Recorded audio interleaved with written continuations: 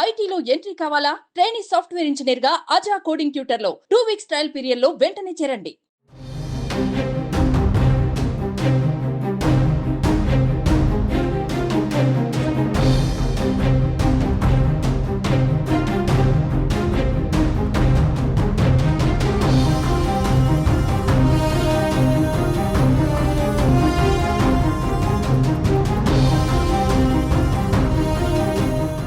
అగ్రరాజ్యం అమెరికాను భారీ భూకంపం వణికించింది. అమెరికా కాలమానం ప్రకారం కాలిఫోర్నియా తీర ప్రాంతంలో గురువారం ఉదయం 10:44 ఈ భూకంపం సంభవించింది. భూకంప తీవ్రత రిక్టర్ స్కేలుపై 7గా నమోదైంది. ఫెర్నడెల్ పట్టణంలో భూకంప కేంద్రం నమోదైనట్లుగా అమెరికా జియోగ్రఫికల్ సర్వే విభాగం వెల్లడించింది. భూకంప ప్రభావంతో పెట్రోలియా, స్కాటియా, కాబ్ తదితర ప్రాంతాల్లో శక్తివంతమైన ప్రకంపనలు నమోదయ్యాయి. ఈ ప్రకంపనల ధాటికి భవనాలు షేక్ అయ్యాయి. ఇళ్లలో, దుకాణాల్లో సామాన్లు కిందకి పడిపోయాయి. షాండ్లియర్లు, ఫ్యాన్లు ఊగాయి.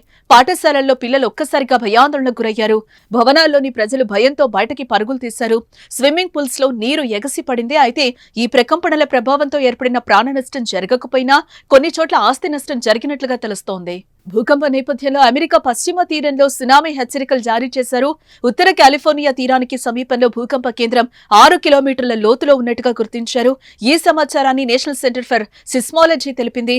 భూకంప కేంద్రం నుంచి 300 కిలోమీటర్ల తీరం పొడవునా సునామీ వచ్చే అవకాశం ఉందని హొనోలులోని సునామీ హెచ్చరికల కేంద్రం హెచ్చరించింది. దీంతో అక్కడ నివసిస్తున్న 50 లక్షల మందికి పైగా ప్రజలకు సునామీ ముప్పులో పడ్డారు. అయితే ఇప్పటి వరకు రాకాస్యాలలు తీరాన్ని తాకినట్టుగా గుర్తించలేదు. కానీ తీర ప్రాంతాల్లో ప్రజలు అప్రమత్తంగా ఉండాలని మాత్రం తెలిపింది. రెడ్వుడ్ అడవులు, అందమైన పర్వతాలు, 3 కౌంటీ ఎమరాల్డ్ ట్రయాంగిల్లోని ప్రసిద్ధ గంజాయి పంటకు ప్రసిద్ధి చెందిన ఈ ప్రాంతంలో 2 ఏళ్ల కిందట కూడా 6.4 తీవ్రతతో భూకంపం చోటు చేసుకుంది. మళ్లీ ఇప్పుడు భూకంపం రావడంతో ఆందోళన నెలకొంది.